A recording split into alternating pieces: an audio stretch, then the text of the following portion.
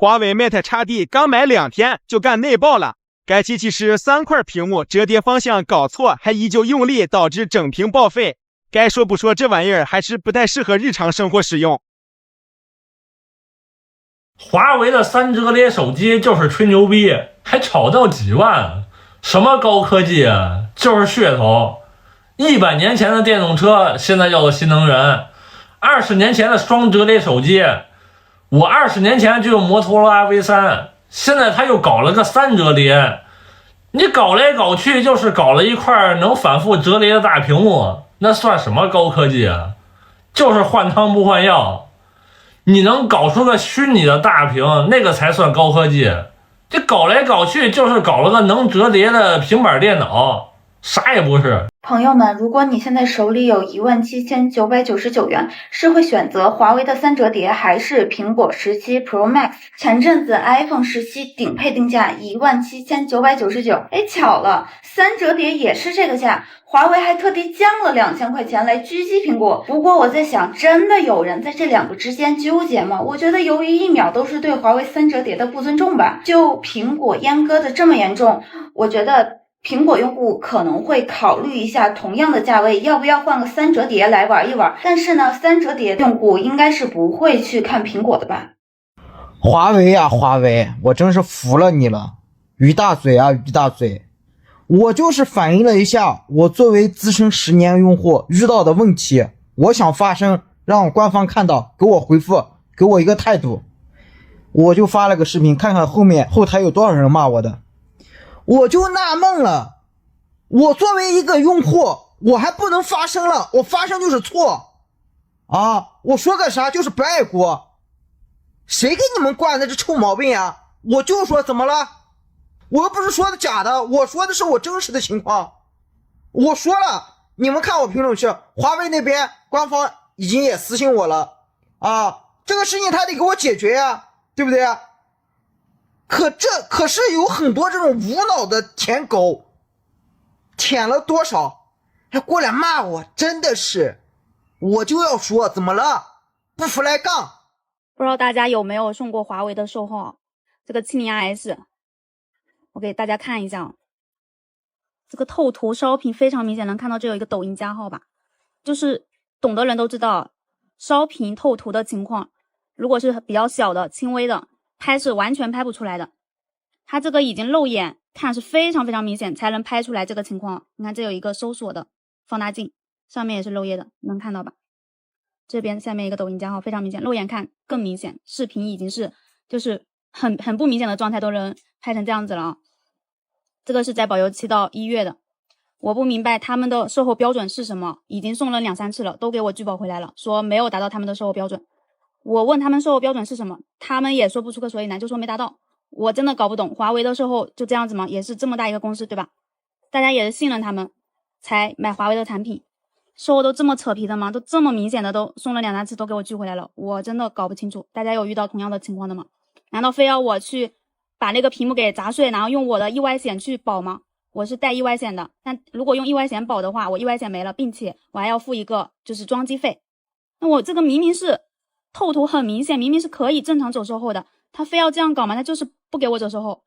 我真不知道他们华为的标准是什么标准啊？难道要这个透图跟这种颜色一样，他才能给售后吗？都这么明显了，不管换谁来看都是很明显的，不然压根就拍不出来这种透图，懂的人都懂啊。看大家刚才拍的视频啊，就是我拍的时候是能看到的，但放上去它可能会压缩像素啊。我拍一个放大版的，这个加号能看到吧？然后这边还有一个推荐加一个搜索，右上角，你看推荐搜索，不知道这样子拍上去能不能看清楚？华为这么大一个品牌，为什么售后做的如此拉？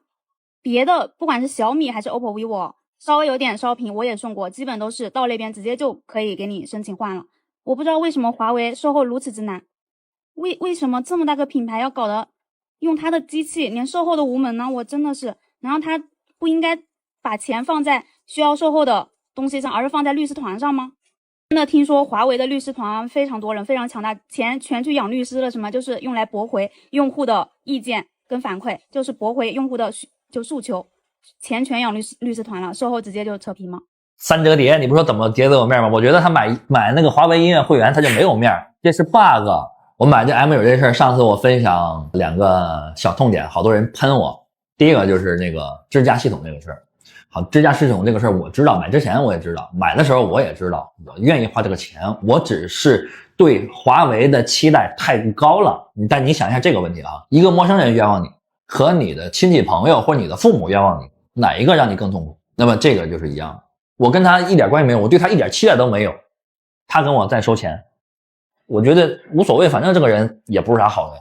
但是我认为你华为，认为你余承东是好人啊，我对你的期待很高啊，那我心里就会有些不舒服嘛，对吧？还有就是那个华为 M9那个音乐那个事情，我生气啊，我回来我就把我这个三折叠，你不说怎么叠都有面吗？我觉得他买那个华为音乐会员他就没有面，因为买完之后你还用不了，在那个车上，我就把那个会员退了之后，我就在车上我买了会员。我在车上买会员，他就只需要我 VIP 会员就可以了，他就不需要超级 VIP 了。然后车上买完之后，我这账号是一个呀，手机上也能用啊，这是 bug 啊，于老总，这是 bug， 你赶紧修一下，是因为你这个车机系统跟你这个手机的这个 QQ 音乐，它里边有问题啊，你从哪儿买的这样一个问题？那还有一个什么问我买的时候，因为可能也看那个尊界 S800 吧，那个不是有后轮转向吗？我以为我这 M9 也有后轮转向。我姥姥他们在大山沟子里边，我那个揽胜，它要没有后轮转向，它去不了。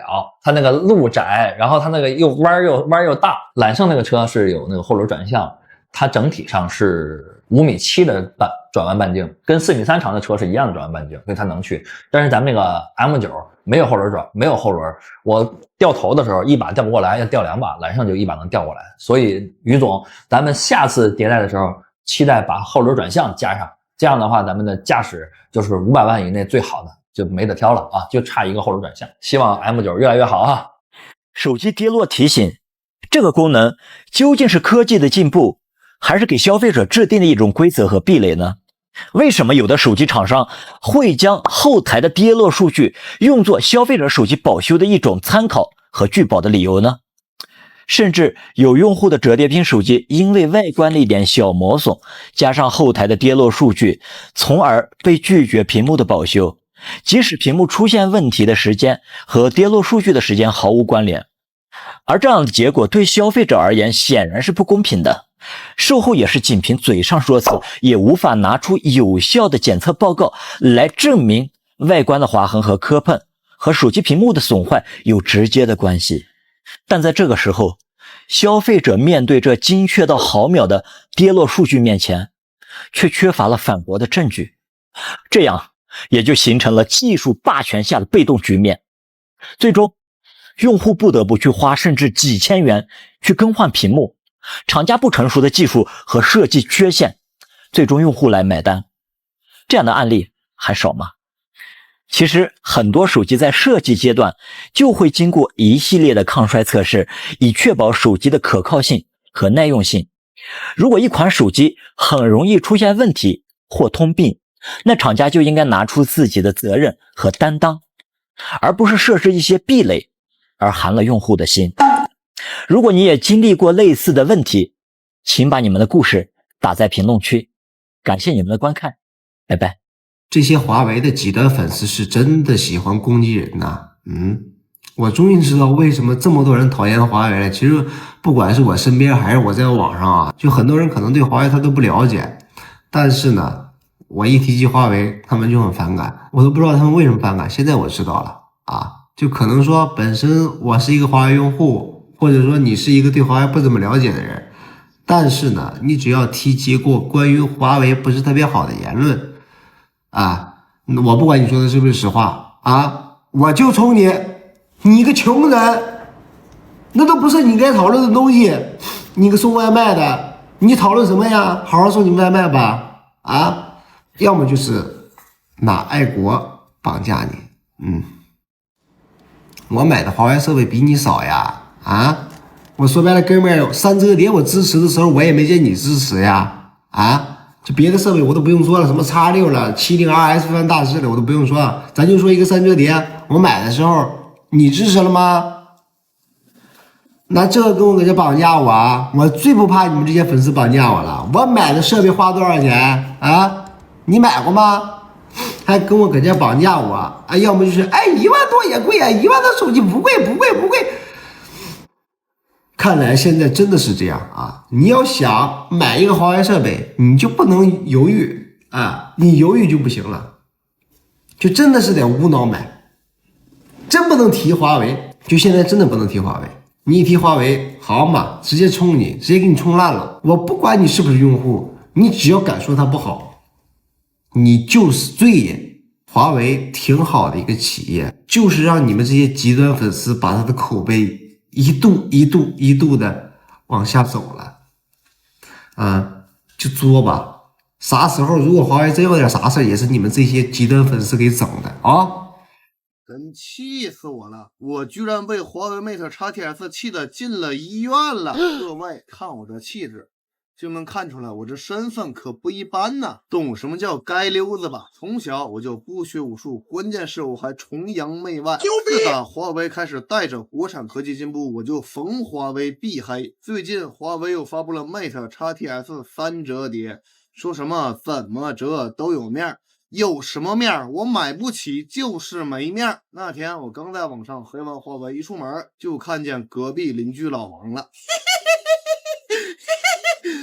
一提这老王呀，我都美得慌。这老王是早年离婚，儿子也意外去世了，找了个后老伴也去世了，就剩他和后老伴的儿子自己过日子。但是我定眼一看，老王拿的不是华为 Mate X-T-S 3折叠吗？听别人说他继子这2年跟着当地官方做点项目发财了，为了表孝心，给老王买了个华为3折叠。凭什么呀？凭啥老王就用上华为3折叠了？还不是三星苹果的，还是国产华为的？你啊，极端民族主义啊！我这正寻思呢，突然眼前一黑，就没意识了。醒了就在医院了，医生跟我说，你呀，典型的欺人有小人物小心眼，气性还大，你再这么作下去得把自己气死，多注意吧。各位说这能赖我吗？我给你们说个真相吧，华为有一个特别冤的部门，这个部门叫做服务。你们有没有去网上看到过一种视频，就是有的人他的手机坏了，然后去服务，明明检测出来是人为的，比如说在某个时间节点检测出来了这个手机磕碰过等等，但是呢他依然会把所有的责任归为服务，然后把服务骂得狗血淋头。但是服务不敢吱声啊，因为服务它的原则就是以消费者为中心嘛。但是有一说一，服务真的太冤了。我举几个就是我们这儿服务的例子跟大家分享一下就是大家有时候会觉得华为东西不便宜，有的手机有的电脑它甚至都上万了，那维修是不是也很贵？但是你会发现华为其实有时候服务它给你换原厂的东西是很便宜的。你比如说我原来的这个电脑 MateBook X Pro， 我应该是拍过那个视频，上门给我修，然后把整个前面这半块换掉了，就是所有的屏幕，它是个触控屏590块钱。还有就是现在的这个换手机壳的活动，你能想象到曾经的保时捷，像 Mate 20RS 保时捷，现在9.9块给你换一个手机后壳。而且华为有一点特别人性化，就是它真的照顾到了每一个群体。你像有一些特殊的群体不方便交流，比如说聋哑的这些朋友，华为它的服务就有一个非常人性化的功能，它有手语客服，就是为了很好的去帮助到这些特殊的群体。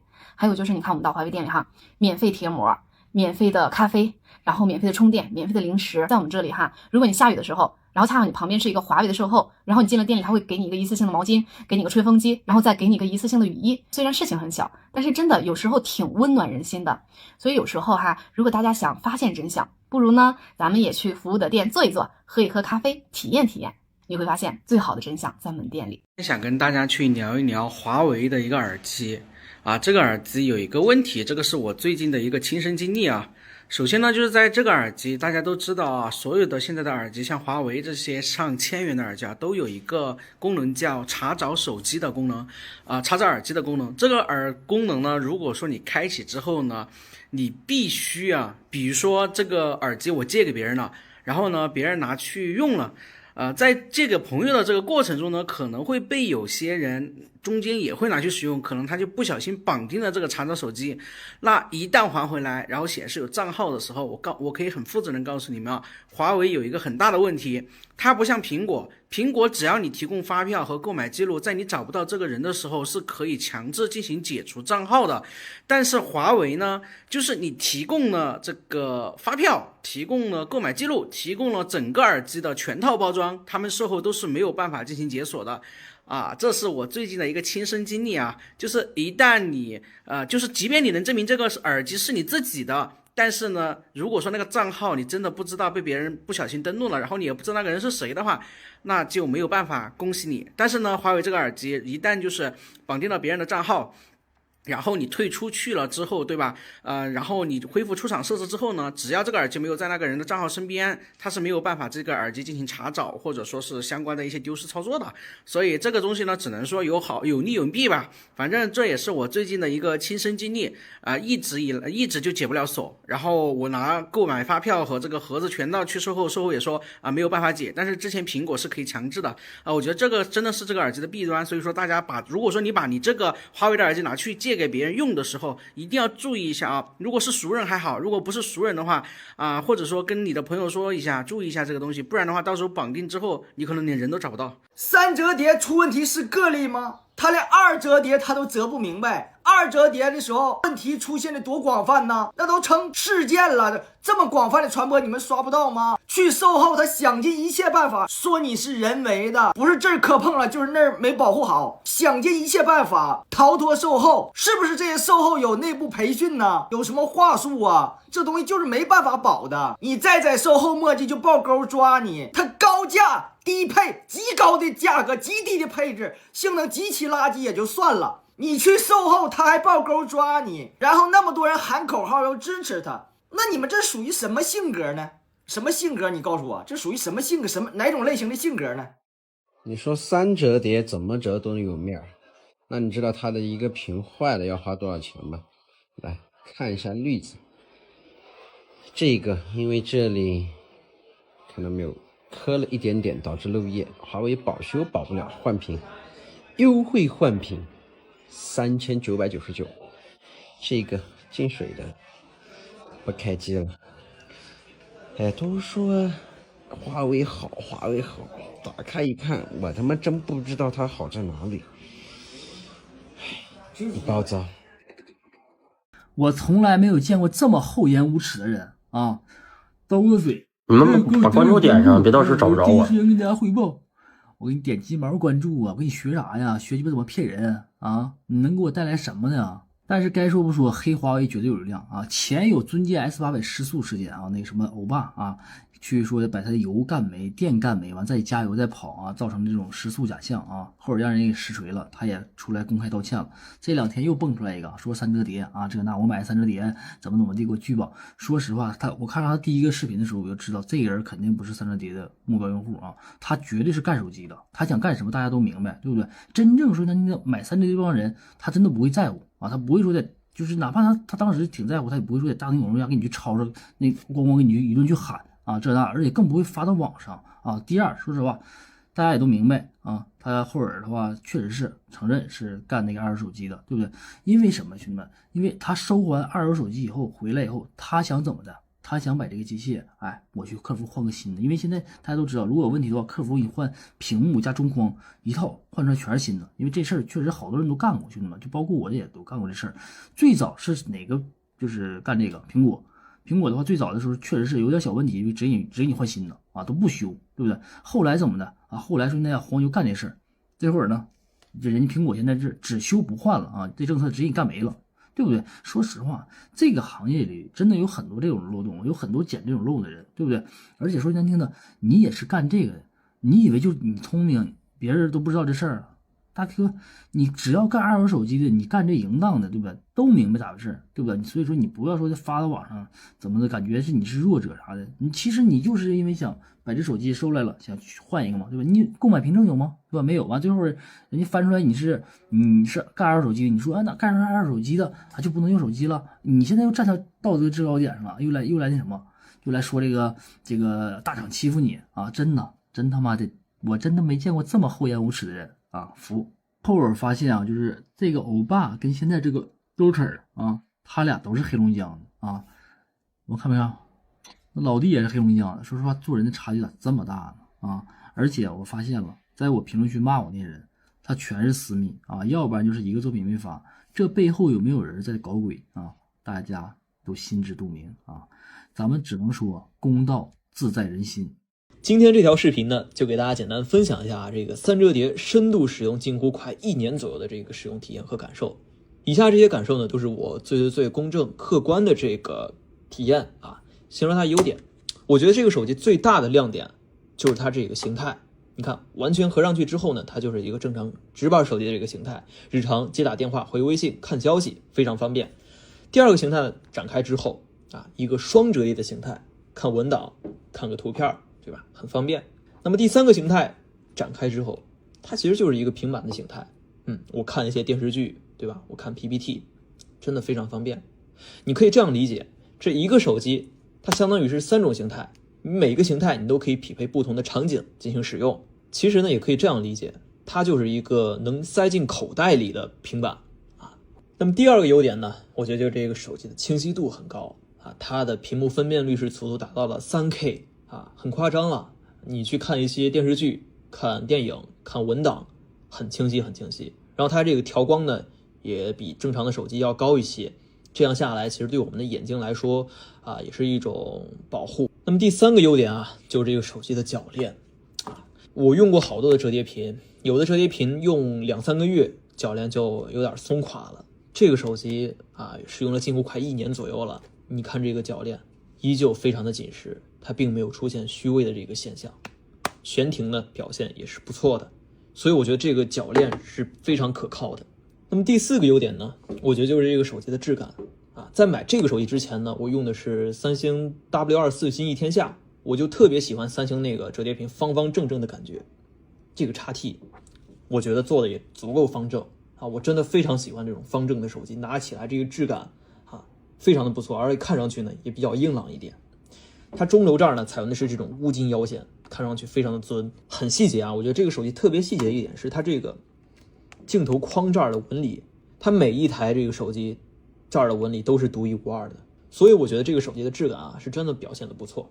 那么第5个优点啊，我觉得就是这个手机的续航表现确实是不错的啊。早上9点充满电出门，晚上10点回来，有时候电量还能剩余个20-30%啊。中间呢我还经常的打开屏幕进行使用，这个电量让我非常的安心。这个续航表现呢让我出门在外啊没有这个续航焦虑啊，这一点我觉得是不错的一个体验。这么多优点讲完了，它的缺点呢咱们也来简单去聊一聊啊。这个手机呢我真不太满意的是它这个售后体验啊，因为手机使用了一段时间之后呢，屏幕都是划痕，对吧？我得去更换这个内屏膜，但是呢这个内屏膜只能去售后更换，然后呢售后可能因为这个 XT 的贴膜经验不足，我贴1张膜我用了3天的时间啊，每次都给我贴歪了，要不就是说这边留的缝隙比这边大太多，对吧？这 UTG 玻璃柔性玻璃，对吧？你要是覆盖不住的话，贴歪了什么的，对吧？第一是看上去有点别扭，其次就是说对这个屏幕保护我觉得不太好。然后呢我贴了大概有5次才给我贴好啊，最后那一次呢还有进了一个小灰尘，我想就算了啊，这个能贴这已经不容易了，贴来贴去太浪费时间了啊，这个体验啊真的是让我感觉挺糟糕的。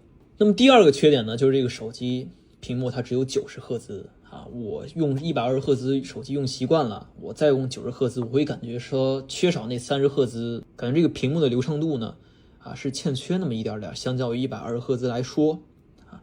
但是一个很矛盾的点就是说，这个手机它展开之后，这个比例打游戏非常的舒服，这个画面看上去也非常舒服，但就是因为这个90赫兹，我最高只能开90帧啊，我不能用120帧。如果我玩一些枪战游戏，对吧？那30帧的差距其实挺大的，所以我就非常希望这个以后的三折叠能够更新一个120赫兹啊，这样的话会更加流畅一点，更加适合打游戏一点。那么第3个缺点啊，就这个手机发烫有点严重，因为这个手机首发的时候呢是秋季，然后我买到这个手机的时候大概差不多快冬天了，所以呢这个手机它即使热，即使发烫，其实你因为天气寒冷嘛，你也并不是太能感受到这个手机它很烫。但现在到了夏天之后呢，然后这个手机的发烫现象就特别严重那么第4个缺点呢，就是这个手机的性能，我感觉算是一般的性能啊。某些游戏甚至玩个英雄联盟一打团就开始掉帧，然后有的时候呢，这个手机它的后台开的比较多一些啊，就会出现莫名的卡顿。那么第5个缺点，我觉得就是这个手机的这个优化问题啊，因为这个手机买来到现在啊，各种各样的 bug 我都遇见过啊。有时候呢，展开之后它就亮着一块屏幕，这2个屏幕它就不亮了啊，出现莫名其妙的 bug。那么第6个缺点啊，我觉得就是这个手机它拍视频的那个像素真的是让我感觉有点头大啊！你看见没？就是雾蒙蒙的，很灰，感觉雾蒙蒙的感觉，很朦胧。但是这个手机拍照啊，有一说一，我觉得还是比较好看的。有时候我拍一个风景，拍个美食，反而比我的这个 iPhone 16 Pro Max 拍的还要好看。但它这个录视频，我感觉真的是有待提高。总的来说啊，这款手机呢，作为全球首个量产的3折叠屏手机啊，它第1代就能做成这个样子，我觉得已经是非常不错了啊！而且呢，它也是代表我们国产的这个科技进步啊。再好的产品啊，它或多或少都会有一些缺点和不足，但是啊，我相信这个3折叠的迭代产品，它会做得越来越优秀，越来越完美。所以我对这个手机啊，整体来说还是十分满意的。前天去链雀湖参加音频交流，参观了整个华为的音频实验室，聊了关于音质、降噪、佩戴等等啊。然后先说一下大家提的几个问题啊，我来转达一下。第一个，华为耳机能在售后换电池吗？这个是不可以的啊，因为它的电池呢不像手机一样，它是用排线扣连接的，它是焊死在上面的啊。理论上呢是可以换，但是由于这涉及到售后的技术问题啊，万一没处理好，还是会有安全隐患的啊，它毕竟呢是戴在耳朵这个位置的。第二个，有位朋友跟我反馈啊，他的工作环境比较嘈杂，平时呢会开启降噪模式，但是如果突然有一声巨响的话，耳机里会传来破音，同时降噪模式呢会关闭3到5秒钟，然后再恢复啊。这个呢其实是属于极限场景。华为耳机 ANC 主动降噪呢是通过发出跟噪音完全相反，但是强度相同的一个声波来抵消啊，这样实现主动降噪。但这个时候突然有一声巨响的话，就打破了主动降噪这个声波的平衡点啊，就会出现上述的这个情况。其实我觉得这个反倒是需要保留，而且后续可以更加优化的一个功能。因为当你处于一个降噪的场景下，如果有突发的不安全的因素，这个时候耳机呢会作为一个提醒。第三个，有人说一些降噪耳机的降噪效果并没有宣传的那么好。其实每个人的耳朵不同，耳道口大小不同，南方人和北方人的差异，甚至同一个人他的左右耳都有差异。所以华为在做的呢，就是尽量满足这90%多的人群。像这个 Pro 3啊，它还配了不同规格的耳塞， Pro 4呢还配了记忆海绵的耳塞。然后在智慧生活里面，耳塞检测点进去，根据步骤呢就可以选择适合自己的一个规格，即便是你的左右耳也可以选择不同的规格，只要你认为是最佳的状态就可以了。这里要提一下，据统计呢，其实很多人是不知道去换这个耳塞的，其实它是被动降噪非常关键的一步啊。我还是建议大家去在这里面有一个耳塞检测，来选择适合自己的耳塞，这样子呢降噪效果会更好，佩戴会更舒适。说到佩戴，华为耳机有各种的形态啊，他们会根据不同的功能，包括无数的耳道模型设计出来的，所以说佩戴标准呢也是非常重要的啊。比如说我这个 Pro 3，这样很自然的放置上去啊，这个佩戴方式呢降噪效果会更好，而且也更舒适。还有一些人可能会这样转一下啊，甚至是这样子。那这样子就会大大的影响降噪效果啊。还有一些功能上的问题啊，这次没有来得及问，有反馈了呢再和你们说。再来说一下音质，大家都知道啊，现在叫华为乐章，像耳机、手机、平板、笔记本、车载音箱、家庭影院等等啊。如果你们有 FreeBuds Pro 4，包括 FreeBuds 6呢，打开来会看到央音大师的音质，就是由央音首席调音师靳海英和杨格芳教授带领团队调的。他们追求的就是真实，就和你在音乐会现场身临其境一样。这就让我想到了红枫影像，追求的就是色彩的还原。再加上华为自研的 L2HC 4.0 蓝牙传输协议，码率直接飙升到了 2.3兆 bps。以前呢，苹果是说把耳机的那根线给剪掉，现在华为重新把这根线给接上了。直接无损传输。其实现在华为耳机不单单是用来听音乐，它更是一个生产力工具，帮你播报各种提醒，进行面对面翻译。像 FreeBuds Pro 4还支持监测心率和体温啊，后续呢还会增加更多的功能啊，比如说鸿蒙电脑上面有一个小艺会记，那以后是不是可以通过耳机帮你记录会议、总结摘要啊？这些都可以用耳机来帮你完成。最后来说一下耳机怎么选，对降噪需求比较大的，比如说经常坐飞机、高铁、地铁，或者工作环境比较嘈杂的，就选择这种 FreeBuds Pro 3或者 Pro 4 6i 入耳式的降噪耳机。但是如果你耳道比较敏感或者比较油的，谨慎选择。我个人呢还是把舒适度放在首位的。如果你既要降噪又要舒适的佩戴，那么就选择半入耳式的 FreeBuds 6，它也有 Pro 级别的主动降噪，但是它没有物理级的被动降噪啊。不过佩戴是相对舒服的啊。如果你们没有降噪需求，把舒适度放在首要位置的呢，就选择这种非常火爆的 Clip 或者刚上市的 FreeArc， 非常不错的选择啊。说到 Clip， 不得不再提一下，它之所以这么成功，市面上各大品牌争相模仿，是因为它经过4-5年的研发周期，1000多个版本的优化，最终才得到了相对较优的形态。再说一个不可思议啊，据不完全统计，市面上30%是被 iPhone 用户购买的，它的点头接电话、摇头挂电话 ，iPhone 连接的话也支持。Clip 呢，不单是个耳机，也是一个时尚单品啊。最后再问大家一个问题啊，你们期待 Clip 2代吗？为啥你不用华为？你难道不爱国吗？用华为就等于爱国？那怎么任正非不是这样讲的呢？任正非都说了，苹果产品很好啊，用华为不等很好啊，用华为也很好，华为还出了个什么问界车，然后呢？所以他很牛逼啊，这不对吗？哎，那你买呗，你认为牛逼你买呗，对吧？我支持你啊，你买我支持啊。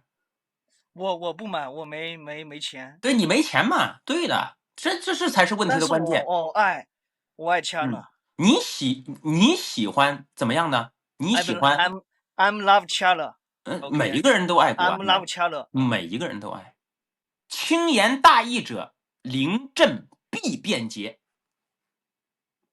我再重复一遍啊，轻言大义者，临阵必便捷。这是几千年来总结的历史。你只会重复这一句吗？你不会其他的吗？为什么？因为每一个人其实都爱国，但是有一部分人啊，有一部分人，我讲完，不要霸麦，我讲完。每一个人都爱国，但是总有那么一小部分人，把爱国啊整天挂在口头上。为什么？因为啊，这是他的挡箭牌，因为啊，这能给他带来利益。你就是这个人。我不是，知道吗？你就是这个人啊，所以说你这种人，当这个利益没有了，你是第一个便捷的。我不会，我从小到大 ，I'm love China。OK， 你看又开始搁这儿啊喊了，每一个人都爱，越是你这种大张旗鼓说出来的，你这种人啊，越是那种便捷的人。我不会，我不会，我反而觉得像你这种就非常会成为汉奸。行了，还有什么想说的？我长得和你一样丑，该怎么办？你长得跟我一样丑。对，这是第一个问题。好，我第二个问题想问一下，就是你是什么学历？我高中。你为什么要做主播？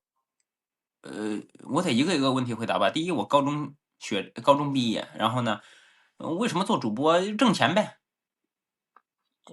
我也想做主播，该怎么做？你虽然说你长得跟我一样丑，这是你的原话啊，但是你的能力离我差太远了，你不可能做，就是你可以做主播，但是你没有能力做的这么大。为什么？因为你能力不足。你怎么知道我能力不足的？就跟你这1分钟的通话，我就知道了你能力不足。为什么？为什么？因为你能力不足啊？为什么？所以说你老老实实找个班上，送个京东外卖，跑个滴滴这个专车，豪华车你跑不上，豪华车得买车，挺贵的，好几十万的。